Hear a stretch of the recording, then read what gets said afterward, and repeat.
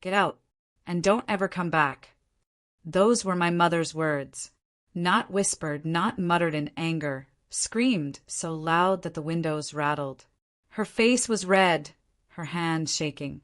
My father stood in the doorway behind her, saying nothing, just watching. I was 27 years old, and somehow in that moment I felt smaller than I ever had as a child. My name is Danielle, though my family has always preferred to call me Danny, as if shortening me was easier than seeing all of me. I remember setting the mug I was holding on the counter, carefully, because my hands trembled too. Coffee spilled across the rim, trailing like dark veins down the ceramic. I wanted to argue. I wanted to scream back, but silence pressed against my chest harder than words ever could. So I left. No bag, no dramatic slam of the door. Just me walking out into the night with the sound of cicadas and my own heartbeat pounding in my ears. Weeks passed before the phone rang. It was Dad, his voice calm, like nothing had ever happened. "Danny, why haven't you been paying the mortgage?" The question nearly knocked me off balance. For 3 years, I'd been the one covering most of it. Their house, their pride, the place they'd built their perfect little empire in. I had been the quiet backbone of it all, transferring money every month, never asking for thanks. Now, they wanted to know why the stream had dried. "Because you told me I don't belong there anymore," I said. My voice didn't crack. It landed like glass against concrete. Sharp, final. On the other end, I heard silence. The kind of silence that fills a church after someone shouts a confession. Have you ever had family cross your boundaries so completely that you almost forgot where you ended and they began? Let me know in the comments, because I thought I was alone in this. That night, after hanging up, I sat in my tiny rented apartment with its peeling paint and second-hand furniture. My mother's words still echoed, but they'd begun to change shape. No longer a wound, more like a key, a reminder that I had left because I deserved more. And yet, part of me still stared at that house in my memory, the creaking staircase, the cracked photo frame on the hallway wall, the mortgage that used to chain me there. For the first time, I realized something quietly terrifying. Their control had only worked as long as I agreed to carry the weight for them, and I wasn't carrying it anymore. The first week after that call, I thought maybe they'd reach out again, apologize even. I told myself give them time, but the silence stretched, filling every hour, until the second week, when my cousin Mariah texted me out of nowhere. "Aunt Linda said you've abandoned them. Everyone's talking." That word, abandoned, made me laugh, bitter and sharp. How do you abandon people who kicked you out? Still, it stung. Family gossip spreads faster than fire in dry grass, and I could already picture their living room, my mother holding court with her carefully crafted story, her ungrateful daughter who left them struggling. What she didn't mention was that I'd been paying $1,400 a month, more than half of that mortgage, while also covering my student loans, gas, groceries. My father made good money once, but poor decisions, new cars, vacations, and my mother's endless online shopping had hollowed their finances. I became the safety net. The truth is, I'd agreed to it at first. I wanted to help. I told myself it was temporary, but temporary became routine, and routine became expectation. One night, sitting alone in my dim apartment, I pulled out a folder I'd kept tucked away. Receipts, bank statements, proof of every payment I'd made. The numbers stretched across the pages like silent witnesses. I thought of the cracked photo frame back in their hallway, our family portrait inside, tilted, glass splintered at the corner. A frame I'd always meant to fix, but never did.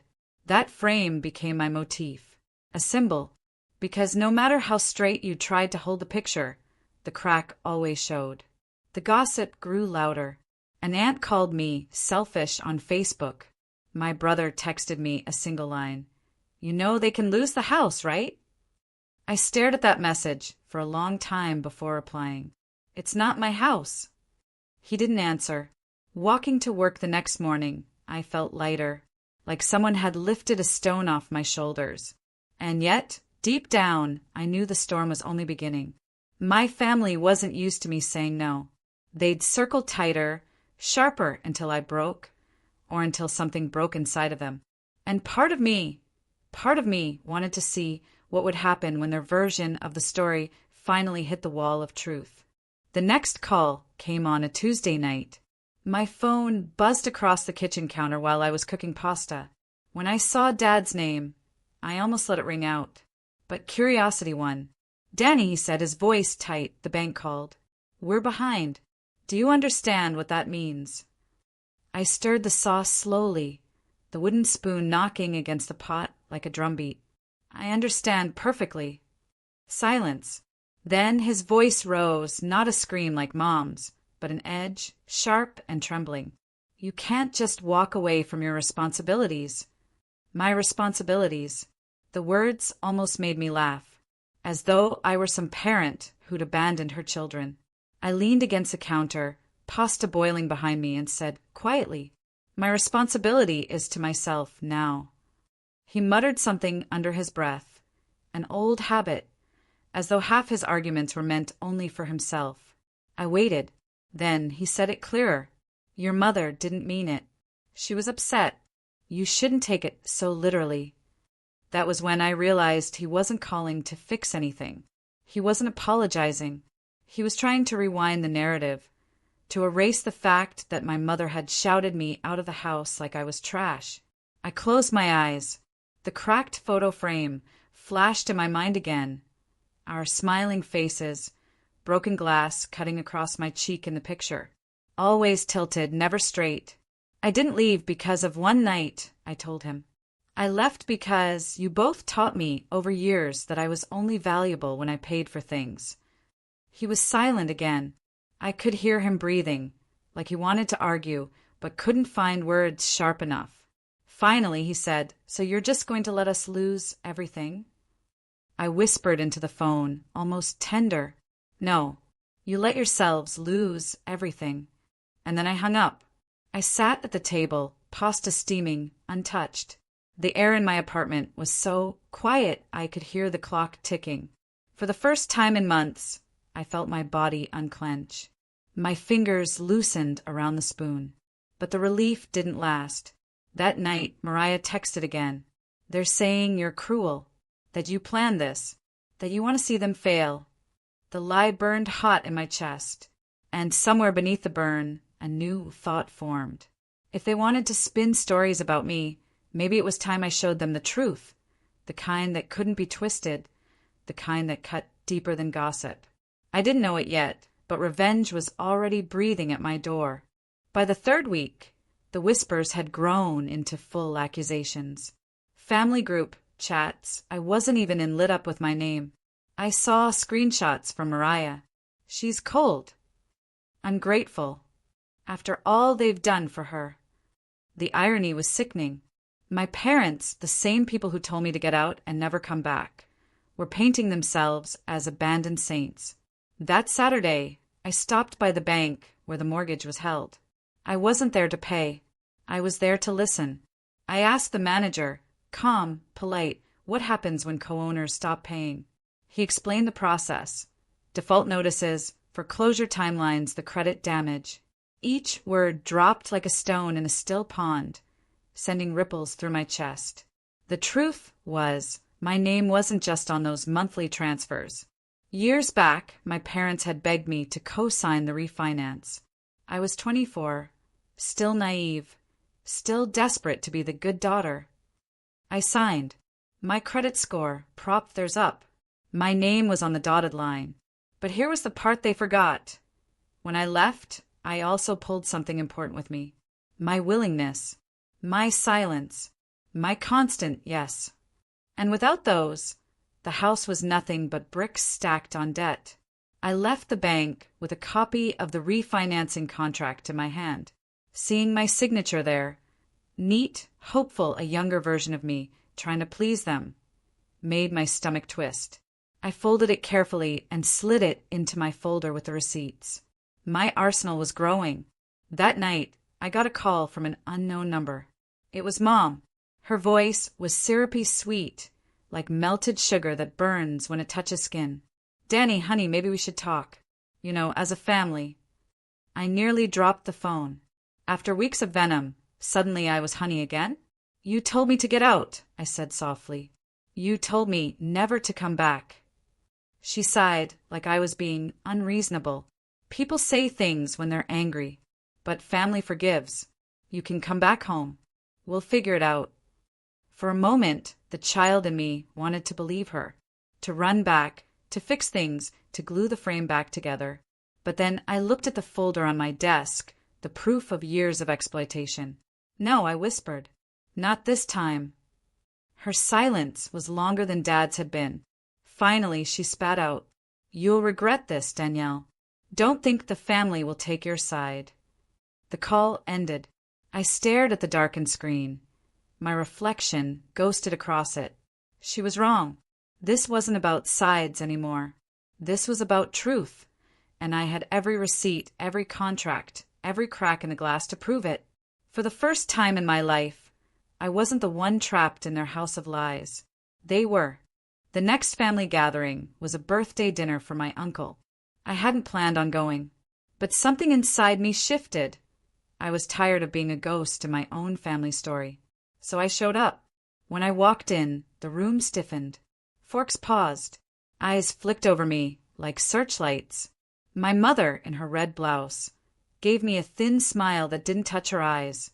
Dad kept drinking from his glass, jaw tight. I sat down anyway. The cracked photo frame flashed through my mind again. The picture inside always tilted, no matter how many times you tried to straighten it. This room felt exactly like that frame. Halfway through dinner, my aunt leaned across the table and whispered, just loud enough for others to hear. So, how does it feel to watch your parents lose everything? The room went still. My mother's lips curved, waiting for me to squirm. I set down my fork, reached into my bag, and pulled out the folder. Papers slid across the table, landing in front of her plate. Bank statements, proof of every payment, the refinancing contract with my signature beside my parents. This, I said, my voice calm, is what I've been paying for 3 years. Their mortgage, their bills, their mistakes. Gasps rippled around the table. My uncle picked up one of the statements, eyes widening. My cousin whispered, 1,400? Every month. Mom's smile collapsed. You didn't have to. Yes, I did. I cut in, my voice suddenly shaking, not from weakness but from release. I did because you begged me. And I kept doing it because you made me believe I owed you my life. Until the night you told me to get out and never come back. Her face drained of color. Dad slammed his glass down, muttering, This isn't the place. It's the only place, I said, because you've been telling everyone I abandoned you. But you abandoned me years ago, when you decided money mattered more than your daughter. The room was silent, fork still, eyes locked on me, not them. I gathered the papers back into the folder, stood and pushed in my chair. My knees felt like water, but my voice was steady when I said, Don't ever call me selfish again. Then I left. Outside, the night air wrapped around me like a shield. My phone buzzed before I reached my car, a text from Mariah. They looked shaken. No one knew. You changed everything tonight. For the first time, the frame in my mind didn't feel cracked. It felt whole. Not perfect, but mine. And yet, I knew this wasn't the end. Because exposing the truth was one thing. Living with it, that was where the real battle began.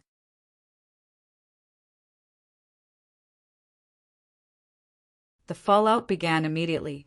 By the next morning, my phone was buzzing nonstop. Some cousins texted apologies, short, awkward ones. Didn't know the full story. Sorry. Others stayed silent, their loyalty to my parents too thick to cut through. But the most surprising call came from my brother. We hadn't spoken since his single, cold text weeks earlier. His voice now was different, tentative, almost human. Danny, is it true? You really paid all that? I paused before answering. Yes, For years. While you were off living your life, I was patching the holes in theirs. He didn't argue, just breathed heavily into the phone. Then he muttered, "They never told me." Something inside me cracked, anger and relief all tangled. Of course they didn't, because if anyone knew, the story of me as the selfish daughter would fall apart. There was a long silence. Then he whispered, almost like a confession, "I wish you'd told me sooner." I didn't say it out loud, but the thought throbbed in my chest. You never would have listened. Later that afternoon, my mother showed up at my apartment. No warning, just her pounding on the door, red-faced, eyes wild. I opened it only a crack. "You embarrassed me," she hissed. "You humiliated your father in front of everyone. Do you know what you've done to this family?" I looked at her, at the lines in her face that I used to trace with my eyes as a child. The same woman who once tucked me into bed, who once kissed my scraped knees. I waited for some flicker of that woman to appear, but all I saw was fear. Fear of losing control. I told the truth, I said quietly. Her eyes flashed. "You still wear that perfume," she blurted suddenly, almost like a decoy line, her nose wrinkling. "It's too strong. Always was." The randomness of it made my chest ache. She was scrambling, throwing anything she could to knock me off balance. But I didn't flinch. "You told me to never come back," I whispered. And now I finally understand what that meant. It wasn't about leaving the house. It was about leaving the prison you built around me. For a moment, something flickered in her expression. Hurt, regret, maybe. But then it hardened again. She turned and walked away, heels striking the hallway floor like gunshots. I closed the door and leaned against it, my hands trembling. I thought of the cracked photo frame again, but this time I imagined pulling the picture out, letting the glass fall away. Maybe the picture was never supposed to stay in that frame. Maybe I wasn't either. And yet I knew one last confrontation was still waiting. The final confrontation came sooner than I expected. A week later, an envelope slid under my apartment door. Inside, a foreclosure notice. My stomach clenched. Not from fear, but from recognition. This was the end of the rope my parents had been dangling on for years. That night, Dad called. His voice wasn't sharp this time. It was broken, tired. "Danny, the bank's taking the house. We don't know what to do." I held the phone to my ear, pacing the small space of my apartment. Part of me wanted to feel pity, but another part remembered every month I'd sat at my computer, transferring money while they lived like the bills weren't real. "I can't fix this for you," I said softly. "Not anymore." He didn't argue, just breathed, heavy and hollow before whispering. "Your mother's not doing well. She says you hate us." I swallowed hard. Hate was too easy a word. What I felt was heavier, layered, grief, love, betrayal, distance. "I don't hate you," I said, "but I love myself more than I used to, and that means I can't carry you anymore." The silence stretched. Then, faintly, I heard my mother's voice in the background, shaking, angry. "She'll come around. She always does." But I didn't. 2 days later, at another family gathering I didn't attend, my aunt cornered my mom. Mariah recorded it on her phone and sent it to me later. My mom's voice, ragged, snapped across the room. "She destroyed us." And my aunt replied, clear, steady. "No, you destroyed yourself when you used your daughter like a bank account." Hearing that secondhand was strange, like someone else had finally said the words I'd been choking on for years. That night, I sat with my folder one last time. The cracked photo frame flickered in my mind again. Only this time, I pictured myself sliding the photo free and placing it in a new frame. Whole, clean, without broken glass. I typed up a letter, short and deliberate. It wasn't an apology. It wasn't an attack. Just a statement. I've paid what I could. I've given what I had. And now I'm free. Please do not contact me again unless it is with honesty, not expectation. I signed my name, folded it, slipped it into an envelope, mailed it. It felt like drawing a line in the sand, but deeper, like carving it into stone. The story wasn't about money anymore. It was about ownership. Of myself. Of my future. Of the life I'd been told I didn't deserve unless I earned it with sacrifice. I was done sacrificing. The letter landed like thunder. A week passed without a word. Then two. And then, finally, a small envelope appeared in my mailbox. No return address, but I knew the handwriting. My mother's. Inside was a single sheet of paper. No apologies. No grand gestures. Just 4 words scrawled across the page. We can't do this. For the first time in my life, I read her words and didn't feel the urge to run back, to fix, to bleed myself dry. I folded the paper once, tucked it into the same folder where my receipts and contracts lived, and closed it. Not out of anger, out of closure, because they were right. They couldn't do this, not without me, and I couldn't do this anymore with them. Weeks later, I walked past their old street. The house stood with its curtains drawn, a foreclosure sign planted in the yard. The lawn, once manicured, was overgrown, wild. It looked smaller than I remembered. Not a palace, just walls. And for the first time I didn't feel loss. I felt release. I thought of the cracked photo frame one last time. This time, not tilted, not broken, just empty. And I realized emptiness can be a beginning, not an end. I bought myself a new frame the following weekend. Thick, sturdy, no cracks. I slipped in a photo of me alone, standing on the cliffs during last summer's trip to Maine. Wind in my hair, sea behind me, freedom in my eyes. That frame sat on my shelf, sunlight catching on its clean glass. No tilts, no fractures, just me. My parents had their silence, their pride, their ruin. I had my peace. If this ever happened to you, if your family ever twisted love into debt, just say same in the comments. Maybe someone will read it and feel less alone.